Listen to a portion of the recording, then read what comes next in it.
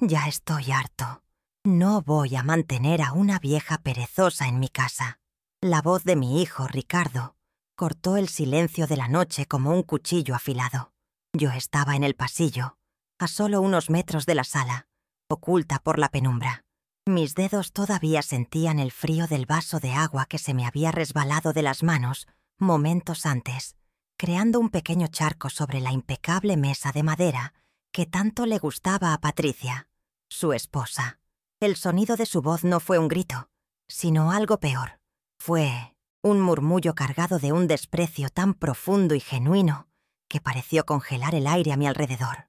Me quedé inmóvil, escuchando el latido de mi propio corazón, un tambor sordo que marcaba el compás de una humillación que no pedí, pero que ahora debía llevar.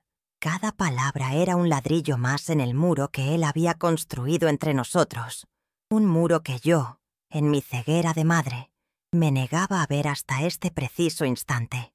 La sensación fue física, inmediata, un golpe seco y helado en el pont de sientes, dentro de mi pecho, como si me hubieran arrojado una piedra.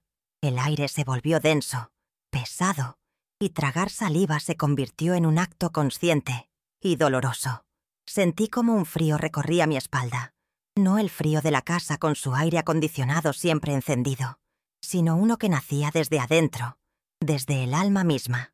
Las palabras de Ricardo, vieja perezosa, resonaban en mi cabeza, una y otra vez, despojándome de mi nombre, de mi historia, de 75 años de vida, reduciéndome a una carga, a un objeto molesto en el rincón de su vida perfecta. Mi vista se nubló por un segundo, no con lágrimas, sino con la pura fuerza del impacto. Me aferré al marco de la puerta para no perder el equilibrio, mis nudillos blancos contra la madera oscura, un ancla silenciosa en medio de la tormenta que acababa de desatarse dentro de mí. Sin embargo, por fuera, nada cambió. Mis pies, casi por voluntad propia, me llevaron hacia la cocina. Cada paso sobre el lujoso mármol de Polanco era deliberado, medido, como si estuviera caminando sobre una fina capa de hielo. No hice ruido, no sollocé. El entrenamiento de toda una vida de aguantar, de ser la adulta serena, la matriarca silenciosa, se apoderó de mi cuerpo. Mis manos, que temblaban por dentro, se mostraron firmes al abrir el armario bajo el fregadero y sacar un trapo de limpieza. Regresé sobre mis pasos, escuchando las voces apagadas de Ricardo y Patricia, que ahora hablaban de planes para el fin de semana, como si nada hubiera pasado, como si mi existencia fuera tan insignificante que una herida mortal pudiera ser infligida y olvidada en el mismo minuto. Me arrodillé, sintiendo el crujido de mis rodillas, y comencé a secar el agua derramada con una calma que me sorprendió incluso a mí. Mientras mis manos se movían sobre la superficie pulida de la mesa, una imagen fugaz, un relámpago del pasado, iluminó mi mente. Vi mis propias manos, mucho más jóvenes, pero igual de cansadas, sosteniendo el pequeño cuerpo febril de Ricardo una noche de lluvia en nuestro humilde hogar en Jalisco. Recuerdo el olor a tierra mojada y a eucalipto que quemaba en una olla para ayudarlo a respirar. Recuerdo haber vendido la única joya de mi madre para pagar al médico. El peso de su pequeño cuerpo en mis brazos era una bendición, una promesa de futuro. Ahora, en esta casa fría y ajena, yo era el peso muerto, la carga que él ya no estaba dispuesto a soportar. La ironía era tan cruel, tan afilada como sus palabras. El amor, que una vez lo salvó, era ahora la fuente de su vergüenza. El sacrificio se había convertido, con el tiempo, en una simple molestia. Terminé de secar la última gota de agua. El trapo húmedo en mi mano se sentía pesado, como si contuviera todo el dolor de esa noche. Me levanté lentamente, mis huesos protestando en silencio. Caminé de regreso a mi pequeña habitación al fondo del pasillo, la que solía ser para el servicio. Mi calma exterior era una fortaleza, un escudo forjado en años de adversidad. Pero por dentro algo se había roto para siempre. O quizás no se había roto, sino que se había reacomodado. La piedra que sentía en el pecho no se disolvió. Al contrario, pareció asentarse, sólida y pesada, transformándose de un nudo de dolor a un cimiento. En el silencio de mi cuarto, mientras escuchaba las risas lejanas de mi hijo y su esposa, supe, con una certeza absoluta y aterradora, que la mujer que se arrodilló para limpiar esa mesa ya no era la misma que se ponía de pie. La sumisión había muerto esa noche. La noche en esta casa de Polanco tiene un silencio particular, un vacío artificial que el zumbido constante de la ciudad nunca logra llenar por completo. Desde la ventana de mi pequeña habitación, la única que da a un patio interior de cemento, no veo estrellas, solo el resplandor anaranjado de la Ciudad de México y las ventanas iluminadas de otros extraños. Aquí, en esta soledad impuesta, las palabras de Ricardo encontraron un eco infinito. Vieja perezosa. La frase se adhiere a las paredes, al aire, a mi piel. Durante meses he aceptado este rincón del mundo, creyendo que la compañía de mi hijo, aunque fuera distante, era mejor que la soledad total. Creía que mi presencia silenciosa era una forma de amor, un recordatorio constante de sus raíces. Qué equivocada estaba. No era un recordatorio, era una molestia. Y el silencio que yo ofrecía como paz, él lo interpretaba como inutilidad. Mis ojos se fijan en mis propias manos, reposando sobre mi regazo. Ya no son manos jóvenes, que, con la piel delgada y las venas marcadas como ríos en un mapa seco. Pero estas manos no conocen la pereza. Estas manos cargaron cajas de fruta antes del amanecer en el mercado de Guadalajara. Estas manos contaron cada centavo, remendaron ropa vieja para no tener que comprar nueva y firmaron los documentos que dieron vida a la cosecha dorada. Un torbellino de recuerdos comienza a girar, no con la calidez de la nostalgia, sino con la claridad cruda de una verdad reexaminada. Cada sacrificio, cada noche sin dormir, cada pequeña renuncia personal se presenta ante mí como un testigo en un juicio. Un juicio que yo misma, sin saberlo, había convocado en el tribunal de mi conciencia, aquí, en la quietud de la madrugada. El primer recuerdo es de tierra y sol, el olor de los campos de Jalisco después de la lluvia, una promesa de fertilidad. Vendí esa tierra, el único legado de mis padres, no con tristeza, sino con una visión clara. Veía una pequeña bodega en Guadalajara, camiones llevando lo mejor de nuestra cosecha a las mesas de la ciudad. Lo llamé la cosecha dorada, un nombre que evocaba el valor del trabajo duro, del sol sobre los campos. Los primeros años fueron de un esfuerzo casi inhumano. Yo misma conducía el viejo camión, negociaba con los agricultores, llevaba las cuentas en un cuaderno gastado por las noches. Ricardo era un niño y a menudo dormía en un colchón improvisado en la trastienda. El aroma de mangos y jitomates frescos como su canción de cuna. Hice todo aquello para que él nunca tuviera que conocer esa clase de fatiga. Luego viene el recuerdo de su educación, mi obsesión silenciosa. Cada peso que ganaba se dividía en dos, una parte para reinvertir en el negocio, la otra para su futuro. Mientras sus amigos en la escuela presumían juguetes nuevos, Ricardo tenía los mejores libros. Mientras yo usaba el mismo rebozo durante años, él vestía uniformes impecables. Cuando fue aceptado en el TEC de Monterrey, sentí un orgullo tan grande que casi me asfixiaba. Lloré en silencio la noche que se fue, no de tristeza, sino de triunfo. En su ceremonia de graduación, yo estaba en la última fila, para no avergonzarlo con mi ropa sencilla. Me vio, levantó su diploma con una sonrisa, y en ese momento, todo el sacrificio pareció tener sentido. Me prometió que un día yo no tendría que preocuparme por nada, que él cuidaría de mí. Una promesa susurrada por el viento. A medida que la cosecha dorada crecía, mi vida se hacía más pequeña, más discreta. Nombré al señor Morales, un hombre bueno y leal que estuvo conmigo desde el principio, como gerente general. Confiaba en él ciegamente.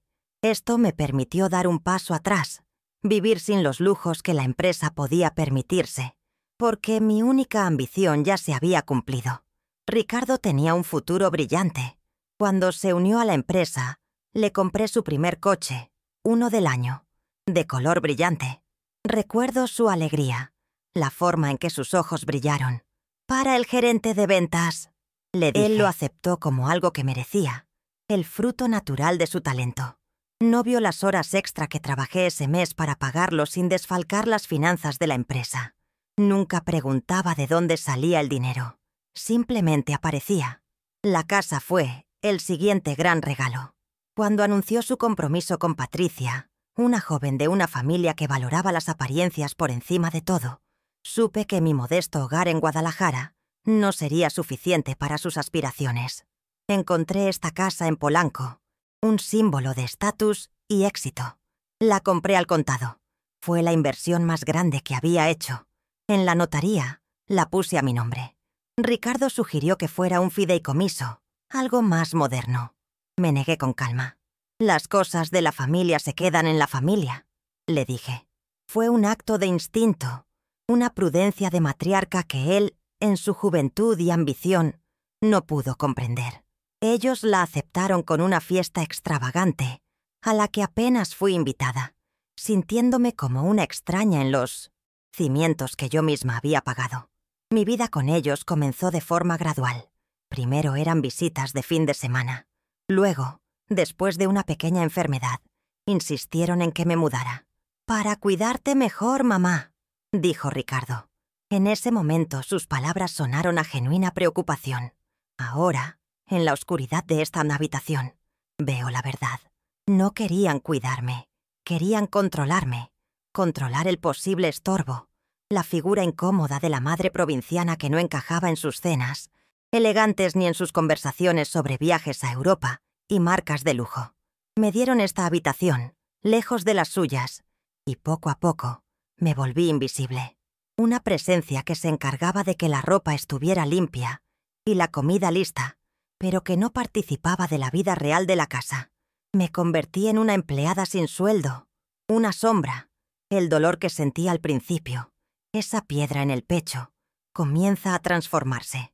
Ya no es solo una herida, es combustible. La humillación tiene un poder extraño. Puede aplastarte o puede forjarte en acero. Mientras los recuerdos desfilan, una ira fría y serena comienza a subir desde lo más profundo de mi ser. No es una ira explosiva, sino una llama constante y silenciosa. Es la ira de la dignidad pisoteada, la ira de ver el amor convertido en desprecio, la ira de darlo todo y recibir una sentencia de inutilidad. ¿Cómo pude permitirlo? ¿En qué momento mi amor incondicional se convirtió en un permiso para que me faltaran al respeto? La culpa intenta asomar, pero la aparto. No es tiempo para la culpa, es tiempo para la claridad. Miro mi reflejo en el cristal oscuro de la ventana. Detrás de las arrugas y el cabello blanco, veo a otra mujer. Veo a la joven que vendió sus tierras con un sueño. Veo a la emprendedora que construyó un negocio desde cero. Veo a la madre que sacrificó todo por su hijo. Y veo por primera vez en mucho tiempo a Soledad, la dueña de la cosecha dorada, no la vieja perezosa, no la carga, la fundadora, la matriarca, la que tiene el verdadero poder, un poder que mantuvo oculto por amor, pero que ahora debe revelar por respeto propio. La calma que me envuelve es absoluta. No hay duda, no hay miedo, solo una certeza inquebrantable de lo que debo hacer. La decisión no llega como un trueno, sino como el amanecer, lenta, silenciosa, pero inevitable. No se trata de venganza. La venganza es una emoción caliente y desordenada. Esto es diferente. Es un acto de justicia, universo que mi propio silencio desestabilizó. Es enseñarle a Ricardo una lección que ninguna universidad de prestigio podría ofrecerle.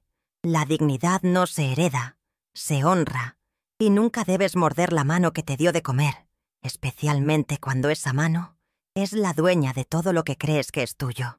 Mi plan comienza a formarse en mi mente, claro y preciso, cada paso delineado con una lógica implacable. No habrá gritos ni lágrimas. Mi fuerza nunca ha estado en mi voz, sino en mi voluntad. Mañana, por la mañana, cuando el sol ilumine la ciudad, no me encontrarán en la cocina preparando el desayuno. Mi ausencia será la primera señal de que el mundo que conocían ha cambiado para siempre. Dejaré que se pregunten, que se irriten por el pequeño inconveniente. No saben que su universo está a punto de desmoronarse, no por un cataclismo, sino por una simple y silenciosa decisión tomada por la mujer a la que despreciaron. La mujer que ahora sabe que el amor más importante, el que nunca debió descuidar, es el amor propio. El viaje a Guadalajara ya está trazado en mi mente. La llamada al señor Morales, la reunión en la sala de juntas, todo está listo. El agotamiento que sentía ha desaparecido, reemplazado por una energía que no había sentido en años.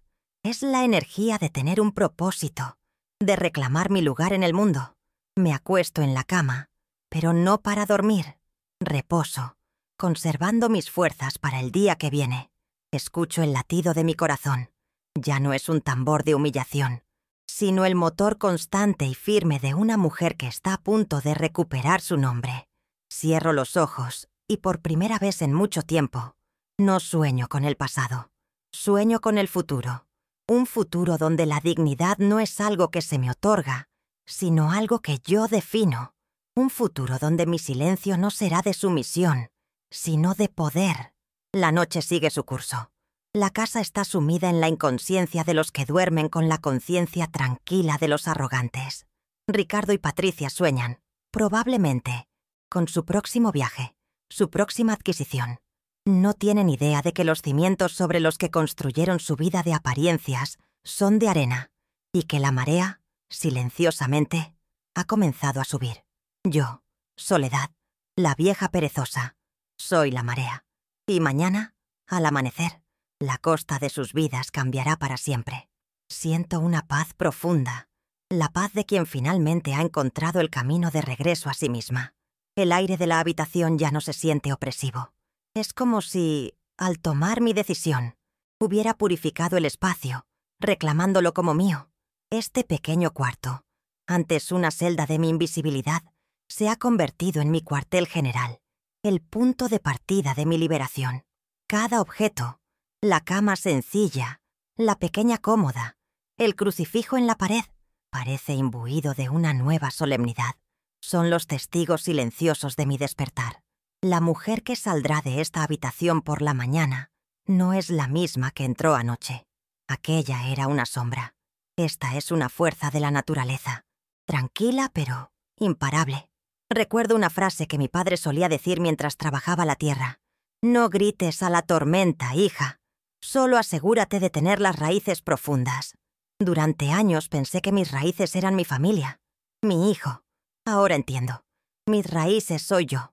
Mi trabajo, mi esfuerzo, mi resiliencia. Son más profundas de lo que Ricardo jamás imaginó. Tan profundas, de hecho, que sostienen todo su mundo. Y mañana, él descubrirá lo que sucede cuando esas raíces deciden moverse. La certeza de mi acción es tan sólida como la tierra misma. No siento odio por mi hijo. El odio sería demasiado simple, demasiado fácil.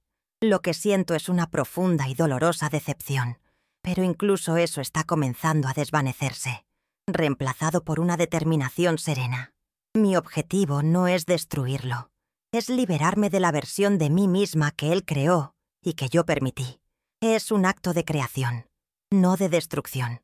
Estoy creando una nueva Soledad, o más bien, estoy permitiendo que la verdadera Soledad, la que siempre estuvo allí, finalmente tome el control. El futuro es una página en blanco, y yo tengo la pluma. El primer rayo de luz se filtra por la ventana, una línea grisácea en la oscuridad. Es la señal, el comienzo. Me levanto de la cama sin el más mínimo rastro de duda. Me visto con ropa sencilla pero digna, la misma ropa que usaría para una reunión importante, porque eso es exactamente lo que es. La reunión más importante de mi vida. La reunión donde me reintroduciré a mí misma. Cada gesto es deliberado. Cepillar mi cabello, enderezar mi espalda, mirar mi rostro en el pequeño espejo. La mujer que me devuelve la mirada tiene los ojos cansados, pero brillan con una luz nueva. Es la luz de la dignidad recuperada. Salgo de la habitación en silencio, con mi pequeño bolso en la mano. La casa duerme. Paso por la sala y veo la mesa de madera. ahora limpia y perfecta bajo la luz del amanecer. Ya no me causa dolor. Es solo un objeto, un testigo mudo de la noche en que todo cambió. Camino hacia la puerta principal, mis pasos ligeros, casi juveniles. No miro atrás. No hay nada para mí en esta casa. Mi hogar no está aquí. Mi hogar está dentro de mí, en la fortaleza que he redescubierto. Abro la puerta y el aire fresco de la mañana me recibe como una bienvenida. La ciudad despierta, y yo, Soledad, despierto con ella. Estoy lista. El aire de la mañana en la Ciudad de México es fresco y lleno de una energía anónima. Paré el primer taxi que vi. Café Un suru y a gastado periódico que viejo. olía a... El conductor, un hombre mayor con ojos amables, me preguntó a dónde me dirigía. Por primera vez en años, la respuesta era enteramente mía. A un café en la Condesa, por favor. Uno tranquilo. Mientras el coche se adentraba en el tráfico de la ciudad, observaba los rostros de la gente en la calle, cada uno inmerso en su propio mundo, en su propia lucha.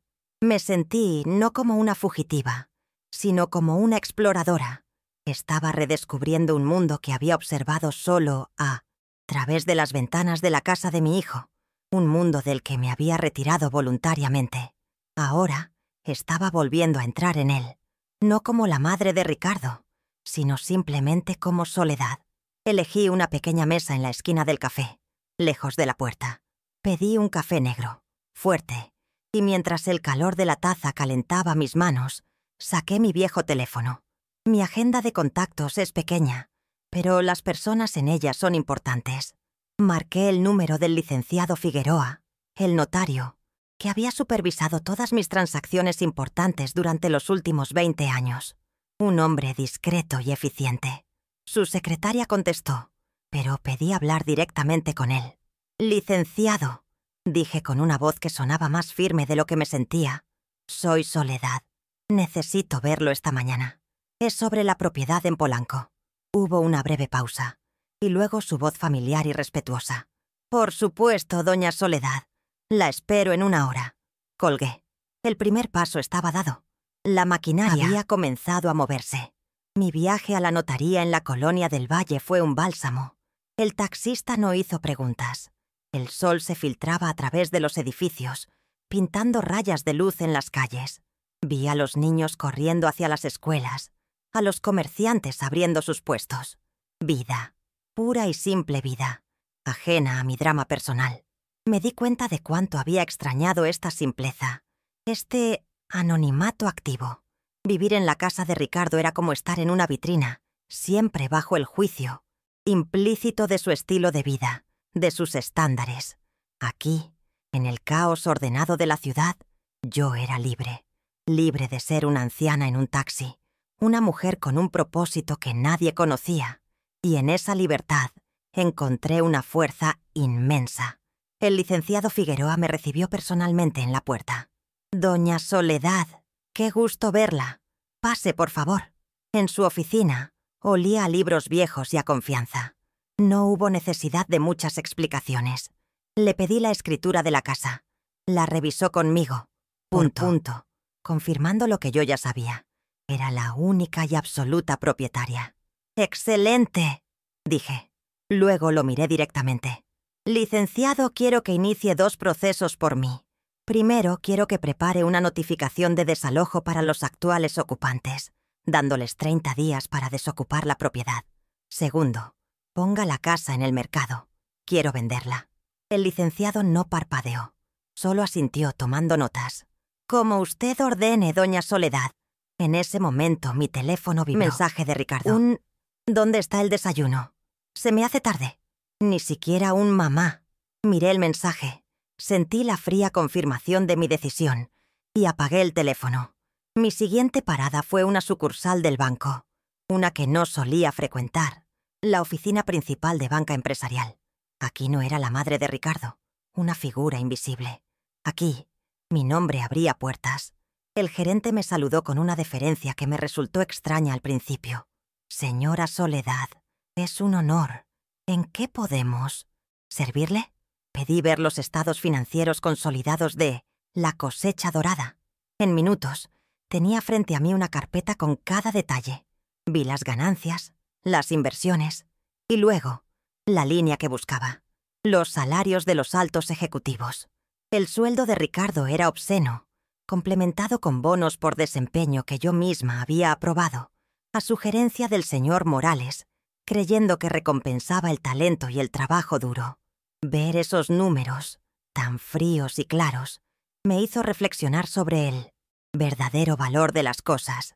Le estaba pagando una fortuna para que me llamara perezosa en su casa. Mi casa, con los papeles del banco todavía sobre la mesa. Pedí un teléfono privado. Era el momento de la llamada más importante. Marqué el número directo del señor Morales en Guadalajara. Contestó al segundo tono. «¿Morales?», dijo su voz, siempre profesional. «Señor Morales, habla Soledad», dije con calma. Hubo un cambio inmediato en su tono, una mezcla de sorpresa y lealtad incondicional.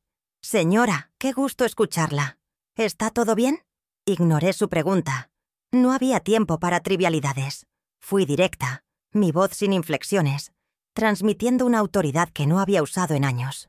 «Prepare la sala de juntas. Estoy en camino». No preguntó por qué. No dudó. Su respuesta fue inmediata y precisa. La respuesta de un soldado a su general. «Sí, señora Soledad. Por supuesto. ¿Para cuándo la esperamos?». «Esta misma tarde», respondí, y colgué. El siguiente paso fue pura logística, la ejecución de una decisión ya tomada. Usando el teléfono de la oficina del gerente del banco, entré en línea y compré un boleto de avión a Guadalajara, solo de ida. Mientras seleccionaba mi asiento, ventana en la parte delantera, sentí una extraña ligereza. Cada clic del ratón era un eslabón que se rompía de la cadena de dependencia y desprecio que me había atado. Yo, que durante años había esperado a que Ricardo o Patricia me llevaran a mis citas médicas, ahora estaba orquestando un viaje a través del país para retomar el control de mi imperio. La ironía no se me escapó. Ellos me veían como una mujer frágil y dependiente, incapaz de navegar el mundo moderno, sin saber que yo había construido el mismísimo mundo que les permitía vivir con tanta comodidad. Mientras esperaba en el taxi rumbo al aeropuerto, mi teléfono, que había vuelto a encender, sonó. Era Patricia. Contesté por curiosidad. Su voz era un taladro de impaciencia. «Soledad, ¿se puede saber dónde te metiste? Ricardo está furioso. Tuvo que salir sin desayunar y su camisa favorita no estaba planchada. ¿Crees que esto es un hotel?». Escuché su perorata en silencio, sin interrumpir. Cada palabra era un regalo, una confirmación más de que mi camino era el correcto. Cuando terminó, simplemente dije: «Tengo cosas que hacer, Patricia. Adiós». Y colgué antes de que pudiera responder. Imaginé su rostro, confundido e indignado. Imaginé a Ricardo en su oficina, quejándose con sus colegas de su difícil madre, sintiéndose el centro del universo, completamente ajeno a la placa tectónica que se movía bajo sus pies. En la sala de espera del aeropuerto, observaba a las familias. Vi a una madre joven tratando de calmar a su bebé que lloraba, mientras su otro hijo corría en círculos a su alrededor. Ella parecía exhausta, pero cuando miró a sus hijos, sus ojos se suavizaron con un amor incondicional y feroz. Sentí una punzada de conexión con ella.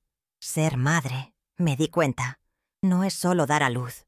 Es un trabajo de construcción que dura toda la vida. Construye su cuerpo con alimento, su mente con educación y su carácter con valores. A veces, la lección más importante que puedes enseñarles no es sobre el éxito, sino sobre las consecuencias. Mi lección para Ricardo llegaba tarde, pero llegaría con la fuerza de un huracán.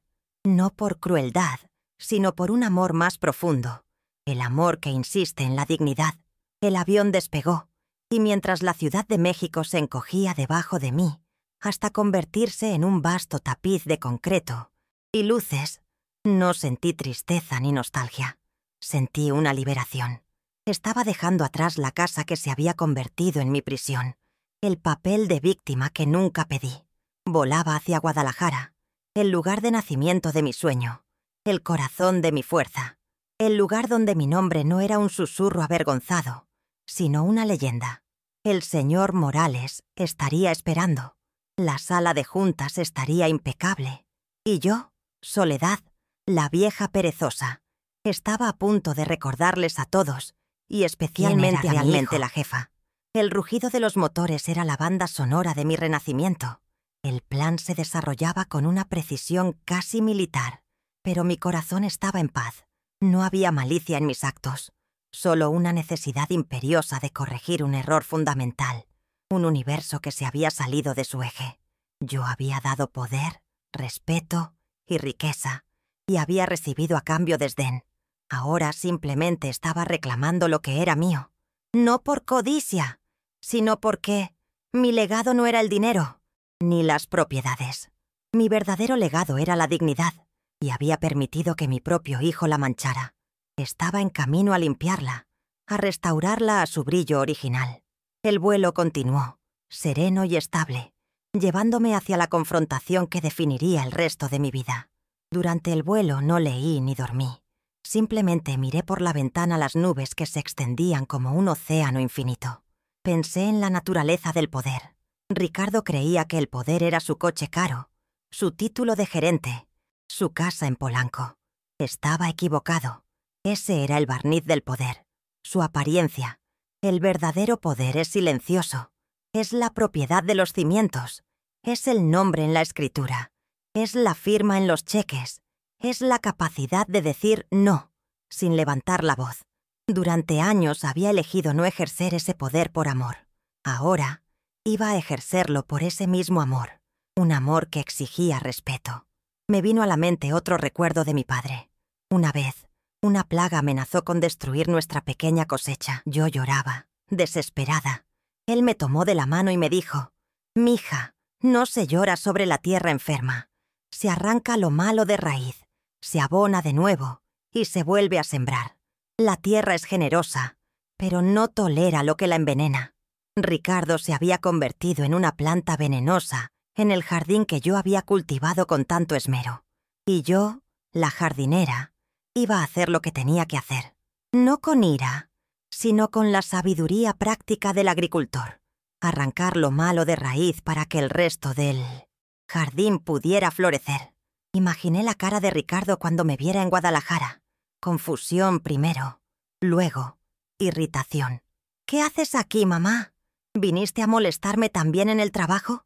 Sentiría la misma vergüenza que sentía cuando yo estaba en su casa. No tenía idea de que esa vergüenza estaba a punto de transformarse en un terror puro y existencial. No me regocijaba en su futura angustia, pero la entendía como una consecuencia necesaria, como la fiebre que debe quemar para que el cuerpo pueda sanar. Su alma estaba enferma de arrogancia, y yo estaba a punto de administrarle la amarga medicina. A medida que el avión comenzaba su descenso hacia Guadalajara, la ciudad de mi juventud, de mi lucha y de mi triunfo, sentí una sensación de regreso a casa que no había experimentado en años. Esta tierra me reconocía. El aire aquí se sentía diferente, cargado con el olor de mi propio esfuerzo. Abajo, en alguna parte, estaba la sede de La Cosecha Dorada, el monumento de ladrillo, y mortero a mi voluntad.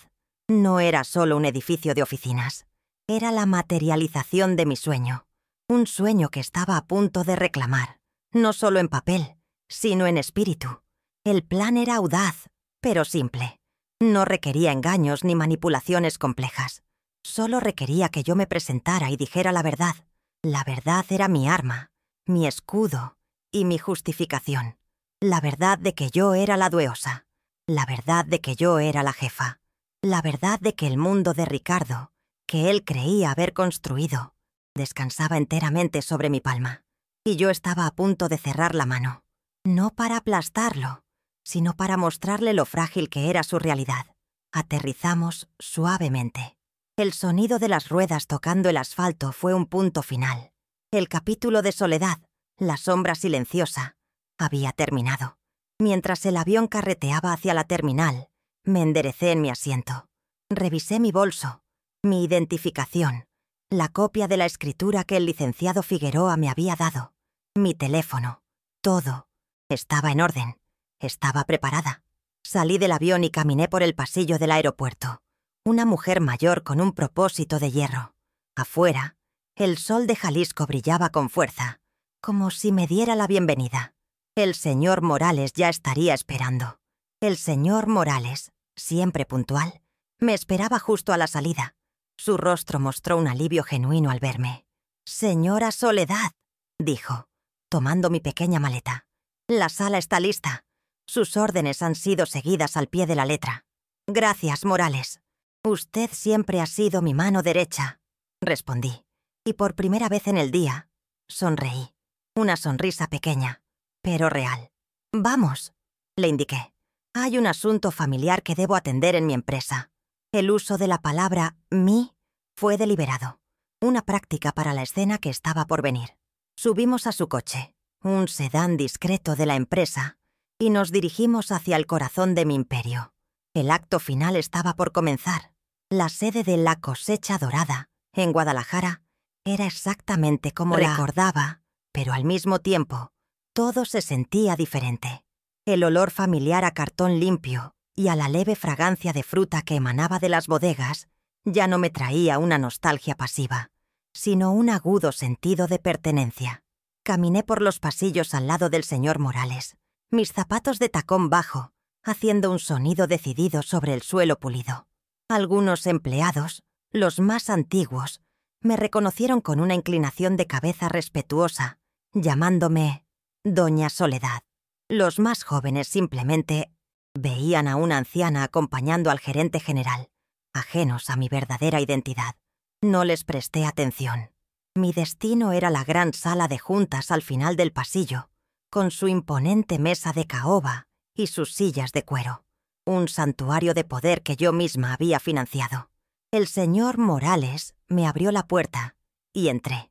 La sala estaba vacía y silenciosa, esperando. Elegí mi lugar sin dudarlo. La silla en la cabecera de la mesa, la que tenía la vista más imponente de la ciudad a través del ventanal. Me senté, erguida, colocando mi bolso sobre la mesa. El cuero de la silla se sentía fresco y sólido contra mi espalda. El señor Morales se quedó de pie a mi lado, como un guardia leal. No hablamos. No había nada que decir. El plan estaba en marcha, y solo quedaba esperar a la pieza final del rompecabezas. Contemplé el horizonte de Guadalajara, la ciudad que me vio luchar y triunfar, y sentí una calma absoluta. Estaba en mi territorio, en el corazón de mi fortaleza. El poder no es algo que se toma, algo que se ocupa, y yo estaba ocupando mi trono. 10 minutos después, la puerta se abrió bruscamente. Ricardo entró con la arrogancia de un hombre que se cree dueño del lugar. No nos vio al principio. Venía hablando por su teléfono, con un tono irritado. Sí, ya sé. Una reunión de emergencia. Probablemente Morales quiere volver a discutir las proyecciones. ¡Qué pérdida de tiempo! Terminó su llamada y levantó la vista. Su mirada se cruzó con la mía. La confusión inundó su rostro. Una arruga de disgusto formándose entre sus cejas. Su boca se abrió, y las palabras que yo esperaba, las que había ensayado en mi mente, salieron con un dejo de incredulidad y fastidio. «Mamá, ¿qué demonios haces aquí?» Se detuvo a medio camino, su maletín de diseñador colgando de su mano como un ancla inútil. Antes de que yo pudiera responder, antes de que su irritación se convirtiera en una orden para que me fuera, el señor Morales dio un paso al frente. Su presencia, siempre tranquila, adquirió una formalidad que descolocó por completo a Ricardo. «Buenas tardes, Ricardo», dijo el señor Morales, su voz resonando en el silencio de la sala. «Gracias por venir tan puntualmente. Te hemos convocado porque hay un asunto de la más alta importancia que debe ser atendido por la dirección». La formalidad era un arma. Creó una barrera invisible, transformando una incómoda reunión familiar en un procedimiento corporativo. Ricardo se quedó sin palabras, mirando de Morales a mí, su cerebro tratando de procesar una situación que no encajaba en su entendimiento del mundo. El poder había comenzado a cambiar de manos. El señor Morales hizo una pausa deliberada, dejando que la tensión se asentara en la habitación como polvo fino. Luego, con una claridad impecable, continuó. «Ricardo, durante todos los años que has trabajado aquí, Ha habido una figura clave cuyo rol se ha mantenido en privado por decisión propia. Hoy, esa decisión ha cambiado. Se giró ligeramente hacia mí, con un gesto de profundo respeto. Permíteme presentarte formalmente a la fundadora, la arquitecta de este negocio y la propietaria mayoritaria de La Cosecha Dorada. Hizo una pausa dramática antes de pronunciar mi nombre como si fuera un título. La señora Soledad. Cada sílaba cayó sobre Ricardo como un golpe de martillo. Vi el shock en sus ojos, la negación luchando contra la repentina y horrible comprensión. Su mundo se estaba inclinando sobre su eje. Fue entonces cuando hablé. Mi voz, cuando salió, era casi tranquila, conversacional. La misma voz que él había ignorado durante años. «Hola, Ricardo». Lo dejé mirarme, absorber la imposible realidad de su madre sentada en la silla del presidente. «Escuché lo que le dijiste a Patricia anoche», continué, mi tono uniforme, sin una pizca de acusación o de ira. «Escuché que estás harto de mantener a una vieja perezosa en tu casa». Sus ojos se abrieron de par en par, el color desapareciendo de su rostro. «¿Y sabes qué, hijo? Tienes razón. Un hombre tan importante y ocupado como tú no debería tener que cargar con semejante fardo». Dejé que mis palabras flotaran en el aire entre nosotros, cada una de ellas una verdad fría y afilada. Con un movimiento lento y deliberado, deslicé una carpeta sobre la pulida superficie de la mesa de caoba. Se detuvo justo frente a él. «Por eso, estoy aquí para aliviarte de tus cargas». Él miró la carpeta como si fuera una serpiente. No la tocó. «La primera carga es tu pesado trabajo», dije, «el que te causa tanto estrés». Él finalmente levantó la vista hacia mí, una súplica silenciosa formándose en sus ojos. «Ya no tienes que preocuparte por eso. Estás despedido, Ricardo, con efecto inmediato». La palabra «despedido» pareció golpearlo físicamente. Se echó hacia atrás en su silla, su boca abriéndose y cerrándose sin emitir sonido. El hombre que se creía un pilar de la empresa acababa de descubrir que era solo un empleado, y uno que acababa de ser despedido por la vieja que despreciaba. Luego, deslicé un segundo documento de la carpeta. Este era un sobre largo y blanco. «Y la segunda carga es la casa», continué con la misma calma implacable. «Esa casa grande y lujosa que te cuesta tanto mantener, donde te ves obligado a alojarme». Empujé el sobre hacia él, junto a la carpeta. «Considera esa carga también aliviada. Esta es una orden de desalojo formal. Tienes 30 días para desocupar mi propiedad en la Ciudad de México». La palabra «mi» fue pronunciada con un énfasis suave pero inconfundible. «Pronto tendrá nuevos dueños. Espero que entiendas que necesito los fondos para mi jubilación, ya que soy, como tú dices, una vieja perezosa que no trabaja». La última frase fue entregada sin sarcasmo, solo como una declaración de hechos. El silencio que siguió fue absoluto. Ricardo se quedó mirando los dos documentos, su carta de despido y su aviso de desalojo, como si fueran artefactos de otro planeta. El color había drenado por completo de su rostro, dejándolo con una palidez cerosa. Una risa corta y sin alegría escapó de sus labios. «¿Esto es una broma?», susurró, mirando al señor Morales buscando un cómplice. «Una broma de muy mal gusto». Su voz temblaba, despojada de toda su arrogancia. «Morales, dígale que se detenga. Dígale que esto es una locura». El señor Morales ni siquiera lo miró. Sus ojos estaban fijos en mí, esperando mis instrucciones. La lealtad del verdadero poder. «Yo siempre he trabajado para su madre, Ricardo», dijo finalmente el señor Morales, su voz tranquila pero firme. «Mis órdenes siempre han venido de ella». Esa simple frase fue el golpe de gracia, la última esperanza de Ricardo. La idea de que esto era un malentendido o un exceso de poder por parte de Morales se desvaneció. Se enfrentó a la verdad desnuda. La mujer a la que había humillado era la fuente de todo lo que él tenía. Su universo, que creía gobernado por sus propias reglas, operaba bajo una ley que él nunca había conocido, la ley de su madre. La rabia impotente comenzó a reemplazar al shock. Se puso de pie de un salto, su silla chirriando hacia atrás. «No puedes hacer esto», gritó, y su voz, por primera vez, se quebró. Ya no era el gerente de ventas dominante. Era un niño asustado. Señaló con un dedo tembloroso hacia mí. Yo construí mi carrera en esta empresa. Yo he dado mi vida por este lugar. Su indignación era tan genuina que casi habría sido cómica si no fuera tan patética. Él realmente creía en su propia narrativa, la del hombre hecho a sí mismo. No podía ver que solo había estado jugando en una caja de arena que yo había construido y llenado para él. Su carrera era un regalo. Su vida era un subsidio. Y la hora de la verdad había llegado. «Te di la oportunidad, Ricardo», le respondí, mi voz nunca elevándose para igualar la suya. «La empresa te dio un cargo, un sueldo generoso y todas las herramientas para tener éxito. Lo único que se te pidió a cambio fue un mínimo de decencia, de gratitud, de respeto, y fracasaste en lo más simple». Me levanté lentamente, mi movimiento señalando el final de la reunión. La casa, el coche, el trabajo, todo eso se puede reemplazar. Pero la dignidad, una vez que la pisoteas, es muy difícil de recuperar. Tanto la tuya como la mía. Lo miré, y por primera vez en años, vi más allá del hombre arrogante. Vi al niño asustado dentro, al niño que estaba a punto de aprender la lección más dura de su vida. Él se derrumbó en la silla, su rostro en sus manos. Los sollozos que comenzaron a sacudir su cuerpo eran los de un hombre que no había perdido solo sus posesiones, sino su identidad, el mundo que había construido, la imagen que había proyectado. Todo se había hecho añicos en cuestión de minutos, por unas pocas palabras tranquilas y 2 hojas de papel. Se dio cuenta de que no era el rey de su castillo, sino un simple inquilino en el reino de su madre.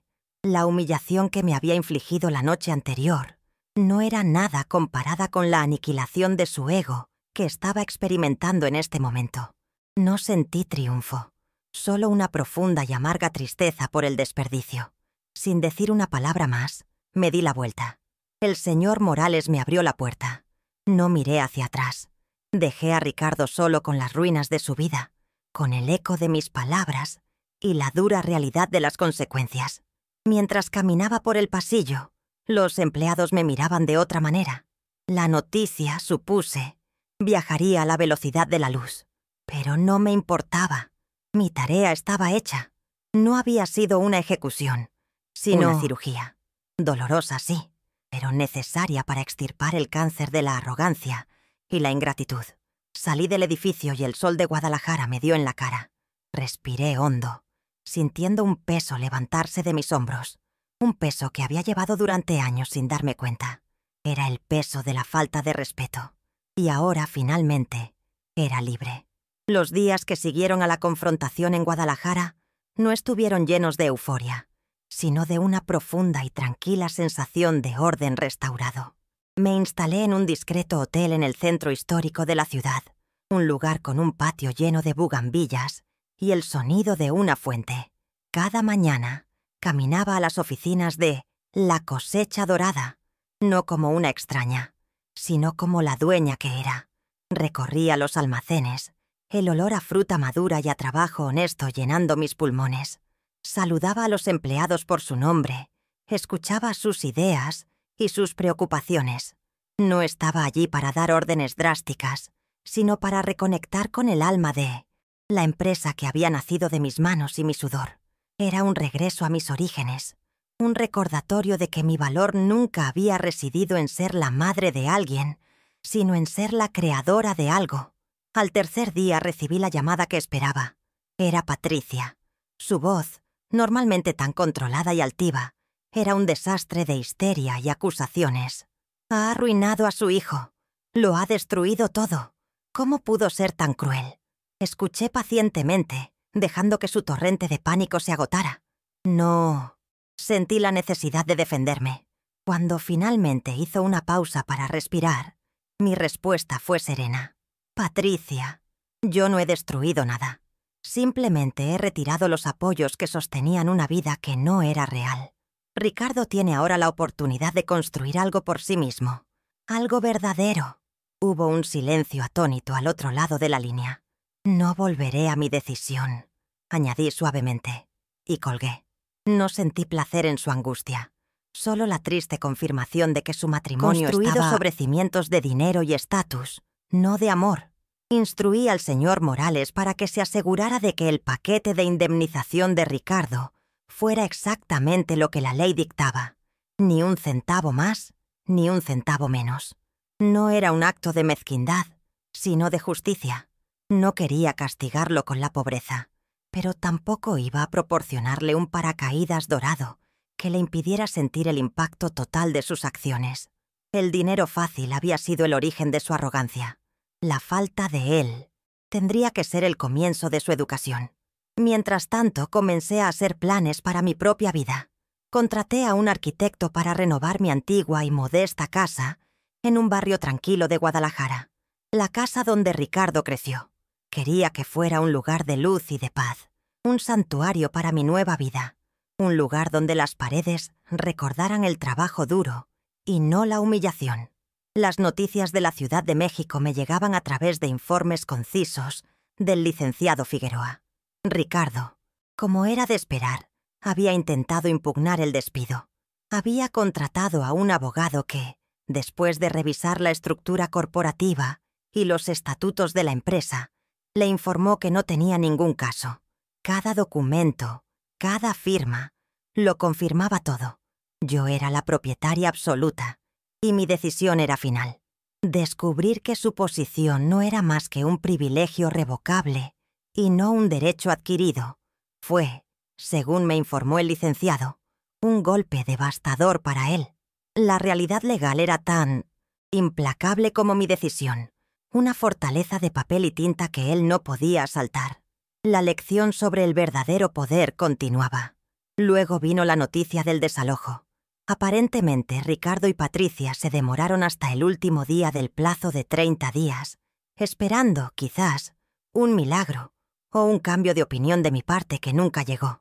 El agente inmobiliario que contraté para supervisar la venta me informó que la casa había sido dejada en un estado de desorden, como si hubieran salido con prisa y con ira.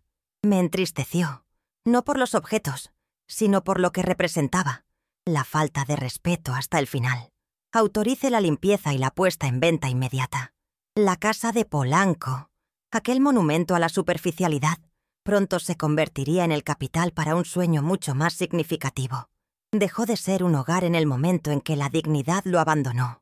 Ahora era simplemente un activo. La consecuencia más predecible, y quizás la más triste, fue la separación de Ricardo y Patricia. El licenciado Figueroa me comentó discretamente que ella lo había dejado poco después de que se mudaran a un pequeño apartamento alquilado. El amor que ella profesaba no pudo sobrevivir a la pérdida del estatus, del coche de empresa, de las cenas en restaurantes caros. Su unión era un contrato social y financiero, y cuando Ricardo incumplió su parte, al perder su fuente de ingresos, ella anuló el acuerdo. No me alegré. Solo vi la tragedia de dos personas que habían confundido el lujo con la felicidad y la apariencia con el amor. La vida les estaba enseñando, de la manera más dura, que lo que se construye sobre arena, la primera tormenta se lo lleva. A veces, por las noches, en la tranquilidad de mi habitación de hotel, me preguntaba por Ricardo, no con la angustia de una madre preocupada, sino con la distancia de una observadora. ¿Qué estaría haciendo? ¿Qué estaría pensando? Un antiguo socio comercial me lo mencionó de pasada en una llamada, diciendo que lo había visto en una entrevista de trabajo, que parecía más delgado, más humilde. La palabra humilde me llamó la atención. Quizás, solo quizás, el proceso de demolición era también un proceso de reconstrucción. Quizás, al perderlo todo, tendría la oportunidad de encontrarse a sí mismo por primera vez. Le deseaba esa paz, pero sabía que no era mi camino dársela. Era un viaje que debía hacer solo. Mi propio viaje, mientras tanto, estaba lleno de un propósito renovado. La venta de la casa de Polanco se cerró rápidamente y una suma considerable de dinero apareció en mi cuenta. Miré el número en el estado de cuenta del banco, no con la emoción de la riqueza, sino con la solemnidad de la responsabilidad. Este dinero no era para mí, no para lujos ni para una vejez ociosa. Este dinero estaba manchado con el recuerdo del dolor y la humillación, y yo estaba decidida a lavarlo, a transformarlo en algo puro. Sentí que era la semilla de un nuevo legado, uno que no se basaría en un imperio empresarial, sino en la generosidad del espíritu humano. La idea nació una tarde, mientras estaba sentada en un parque, viendo a una joven madre hacer malabares con 2 niños pequeños y una bolsa de mercancías que intentaba vender. Vi en su rostro la misma mezcla de agotamiento y determinación que yo había sentido décadas atrás. Vi mi propia historia en ella, y en ese momento supe exactamente lo que tenía que hacer. Usaría el dinero de la casa para crear una fundación, no una organización benéfica grande impersonal, sino algo íntimo y directo. La llamaría Fundación La Cosecha, porque se trataría de sembrar en terreno fértil, de dar a otras mujeres la oportunidad que yo tuve que crear para mí misma. Una vez más, me senté frente al licenciado Figueroa, pero esta vez mis ojos no estaban llenos de la fría resolución de la justicia, sino del cálido brillo de un nuevo sueño. Le expliqué mi plan, una fundación dedicada a proporcionar microcréditos sin intereses y, lo que es más importante, mentoría a madres solteras que quisieran iniciar sus propios pequeños negocios. Quería darles no solo el capital, sino también la confianza y el conocimiento para tener éxito. El licenciado me escuchó con una sonrisa. «Doña Soledad», dijo, «de todos los proyectos en los que la he ayudado, este será el más grande». Y yo sabía que tenía razón. Los primeros meses de la fundación fueron un torbellino de actividad gratificante. Convertí una pequeña parte de las oficinas de La Cosecha Dorada en la sede de la Fundación. Entrevisté personalmente a las primeras candidatas. Escuché sus historias, sus sueños y sus miedos. La primera mujer que ayudamos se llamaba Elena. Quería comprar 2 máquinas de coser para iniciar un pequeño taller de costura en su casa. Cuando le entregué el cheque, sus ojos se llenaron de lágrimas, y en su gratitud sentí una alegría más profunda que cualquier ganancia que la empresa hubiera generado. Estaba invirtiendo en la resiliencia, en el coraje, en la esperanza. Después de 1900, Elena vino Marta, que soñaba con un horno industrial para su negocio de repostería casera, y luego Lucía, que necesitaba capital para comprar inventario para su puesto de flores. No solo les daba el dinero, me sentaba con ellas, revisaba sus planes de negocio, compartía mis propias historias de fracasos y éxitos. Me convertí en su mentora, en su confidente, en una especie de madre empresarial. Descubrí una nueva forma de maternidad, una que no se basaba en la sangre, sino en el espíritu, compartido de la lucha y la ambición. Cada pequeño éxito de estas mujeres era una victoria para mí. Finalmente, la renovación de mi casa en Guadalajara estuvo completa. El día que me mudé fue tranquilo. No hubo fiesta. Solo yo y mis pocas pertenencias. La casa estaba llena de luz, con un pequeño jardín trasero donde planté rosales y hierbas aromáticas. En las paredes colgué fotos de mis padres y paisajes de Jalisco, pero ninguna de Ricardo. No por rencor, sino porque este espacio era mío, dedicado a mi presente y mi futuro, no a un pasado doloroso. Cada rincón era un reflejo de mi paz interior. La sencillez de mi nuevo hogar era el mayor de los lujos. Mi vida encontró un ritmo dulce y apacible. Las mañanas las dedicaba a la fundación, a mis ahijadas empresarias. Las tardes eran para mí. Redescubrí placeres sencillos que había olvidado. El placer de leer un libro sin interrupción. El placer de cocinar una comida solo para mí, con los sabores que a mí me gustaban. El placer de caminar por el parque de mi barrio, saludando a los vecinos. Reanudé amistades con mujeres que había conocido antes de que mi vida girara en torno a mi hijo. Mujeres que me veían como Soledad, no como la mamá de. La paz que sentía era profunda y duradera. No era la ausencia de problemas, sino la certeza de que podía enfrentarlos. Era la paz que viene de vivir una vida auténtica, alineada con los propios valores. Ya no era una sombra en la casa de otro, una figura silenciosa y complaciente. Era la matriarca de mi propia vida, la dueña de mi tiempo y la arquitecta de mi felicidad. El dolor del pasado no había desaparecido por completo, pero se había transformado. Era como el lecho de un río seco, una marca en el paisaje de mi vida que me recordaba cuán lejos había llegado. Un año después del incidente, recibí una carta. El sobre, escrito a mano, venía de una dirección desconocida en otra ciudad. La caligrafía era inconfundible. Era de Ricardo. Dudé un momento antes de abrirla, preparándome para cualquier cosa. Pero no eran súplicas ni recriminaciones. Eran solo 3 páginas de una disculpa real, desnuda y dolorosa.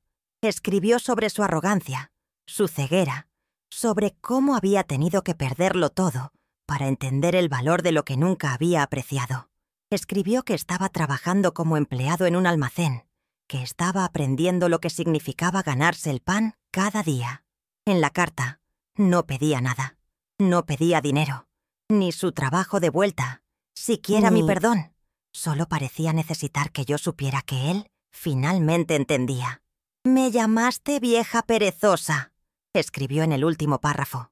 La ironía es que era yo el perezoso de espíritu, demasiado débil para construir mi propio valor. Así que intenté destruir el tuyo. Perdóname por el dolor que te causé, mamá. Ahora sé que tu silencio no era debilidad, era una fuerza que yo no merecía. Lloré al leer esas palabras, no de tristeza, sino de un complejo alivio. La lección había sido aprendida. Le respondí con una tarjeta corta. Le dije que aceptaba su disculpa y que le deseaba paz en su camino.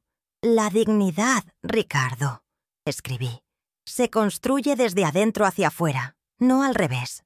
Me alegra que hayas comenzado tu construcción». Fue un punto final, un acto de cierre. El perdón, para mí, no significaba olvidar ni reconciliarme con la dinámica del pasado. Significaba liberarme a mí misma del peso de su historia, cortar el último ancla que me ataba al dolor. Le deseaba lo mejor, pero desde la distancia segura de mi nueva vida.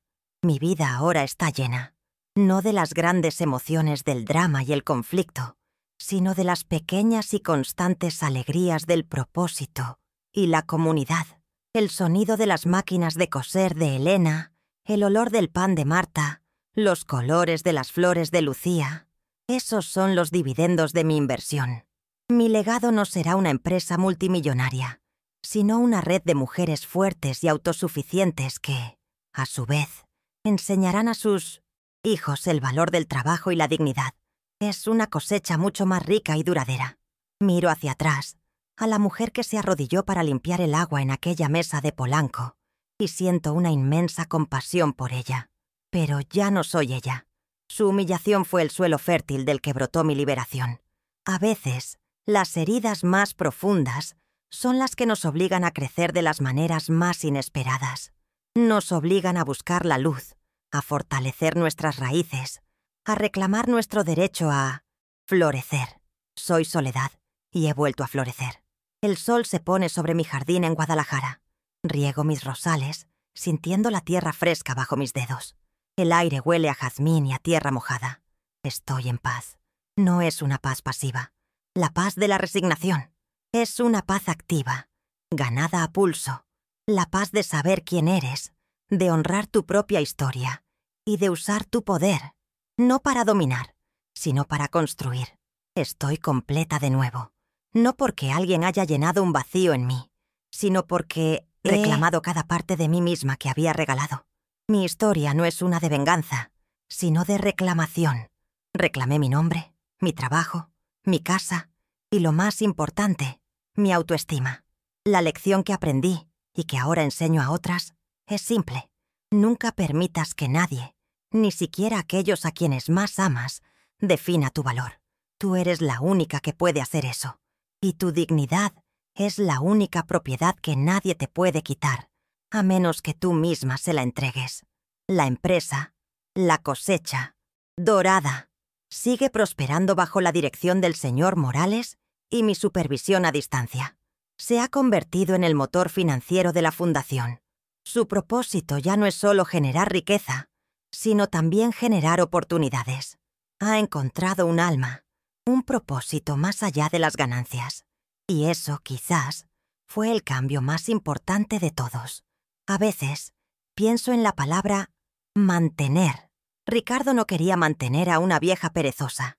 Ahora entiendo que el verdadero mantenimiento es el del alma. Se trata de nutrir la dignidad, la propia y la de los demás. Él falló en eso. Yo, a través de mi nueva misión, he hecho de ese mantenimiento el trabajo de mi vida. Mantengo viva la llama de la esperanza en otras mujeres. Mi reflejo en la ventana me muestra una mujer anciana. Sí, pero mis ojos brillan con una luz que no estaba allí antes. Es la luz de la libertad de ser yo misma, sin disculpas. La libertad de vivir según mis propios términos. La libertad de haber convertido el dolor en poder y el poder en gracia. La noche cae y mi pequeña casa se siente como el lugar más seguro del mundo. No por sus cerraduras o sus muros, sino porque está llena de la paz que emana de un espíritu que finalmente está en casa consigo mismo. No necesito nada más. Esta tranquilidad, esta sensación de propósito, es la mayor riqueza que he poseído jamás. El legado de una madre, me doy cuenta ahora, no es lo que deja para sus hijos, sino lo que implanta dentro de ellos. Yo le di a Ricardo todas las ventajas materiales, pero fallé en implantar la gratitud y el respeto. Ahora mi legado es diferente. A través de la fundación, estoy plantando semillas de dignidad y autosuficiencia en el jardín de las vidas de otras mujeres. Y sé que esta cosecha perdurará por generaciones. He aprendido que el silencio puede ser muchas cosas. Puede ser el silencio de la sumisión, que es lo que yo practicaba. O puede ser el silencio del poder contenido, la calma de una fuerza que no necesita anunciarse. Hoy, mi silencio es de este segundo tipo. Es la paz de una reina en su jardín, satisfecha con el reino que ha cultivado. La soledad que una vez temí se ha convertido en mi compañera más preciada. No es el vacío de la ausencia, sino la plenitud de la presencia de una misma. En la soledad me he reencontrado, me he reconstruido, me he redimido y he descubierto que la mejor compañía que una puede tener es la de una mujer a la que respeta y admira ella misma. Y así, mi historia concluye, no con un final de cuento de hadas, sino con una realidad tranquila y satisfactoria. Una realidad donde una mujer, a la que llamaron vieja perezosa, recordó su fuerza y la usó para reconstruir su mundo y el de muchas otras. Un mundo donde la dignidad es la cosecha más valiosa de todas. Desde el pequeño jardín de mi casa, donde el aroma de las rosas se mezcla con el de la tierra mojada, contemplo el final de mi día y el de mi historia. He aprendido que la lección más importante de mi vida no me la enseñó el éxito de mi empresa, sino el dolor de una traición. La dignidad, me doy cuenta ahora, no es un regalo que se recibe, ni un título que se hereda. Es una construcción diaria. Es como este jardín. Hay que cuidarlo cada día, arrancar la mala hierba del desprecio, regarlo con actos de autorrespeto y abonarlo con la certeza de tu propio valor. Permití que mi jardín interior se secara, que la mala hierba de la ingratitud creciera sin control, todo por un amor mal entendido. La herida que me infligió, mi hijo fue el arado que rompió la tierra seca y me obligó a volver a sembrar. También he aprendido sobre el verdadero significado de la familia. La sangre te hace pariente, pero solo la lealtad, el respeto y el cuidado mutuo te convierten en familia. Mi hijo y yo compartimos un pasado, pero el futuro de mi familia se encuentra ahora en los rostros de Elena, Marta y Lucía. Se encuentra en la comunidad de mujeres valientes que estoy ayudando a construir, una hermandad forjada en el apoyo mutuo y en los sueños compartidos. Ellas son mi cosecha ahora. Celebramos las pequeñas victorias juntas, nos apoyamos en los momentos de duda. Este lazo, construido sobre la base sólida del respeto, es 1000 veces más fuerte que aquel que se rompió por el peso de la arrogancia. La familia no es a quien estás obligado a amar, sino quien te inspira a ser la mejor versión de ti mismo. Nunca subestimen la fuerza silenciosa de una madre. El mundo suele confundir el silencio con la debilidad y la calma con la sumisión. Pero la fuerza de una madre es como los cimientos de una casa. No se ve, pero sostiene todo el edificio. Durante años, mis sacrificios fueron los cimientos sobre los que Ricardo construyó su vida de lujos y su castillo de ego. Él nunca pensó en ellos. Los dio por sentados, hasta el día en que decidí retirarlos. Y entonces, todo su mundo se derrumbó. Esta no es una historia para celebrar la caída, sino para recordar que el amor que construye también puede deconstruir cuando es traicionado. La mano que te alimenta es también la que te enseña el valor del pan. Hoy no vivo con amargura. La ira y el dolor se han disuelto, dejando en su lugar una profunda paz y una inmensa gratitud. Estoy agradecida por la dolorosa lección que me despertó de mi letargo. Estoy agradecida por la oportunidad de reescribir el último capítulo de mi vida, no como una víctima, sino como la heroína de mi propia narrativa. Cada amanecer es una promesa, cada atardecer, una bendición.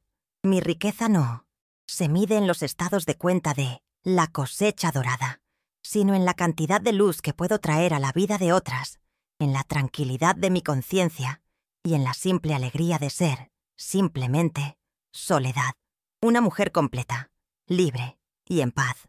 Mi viaje ha sido largo y a veces muy oscuro, pero me ha traído hasta aquí, a este preciso momento de serenidad. Y ahora, al compartir mi historia con usted, siento que mi círculo se completa. Ahora, dígame usted, ¿qué habría hecho en mi lugar? ¿Habría soportado la humillación en silencio o habría actuado como yo lo hice? Cuénteme su opinión en los comentarios. Y cuéntenme también, ¿desde qué rincón de este mundo me están escuchando?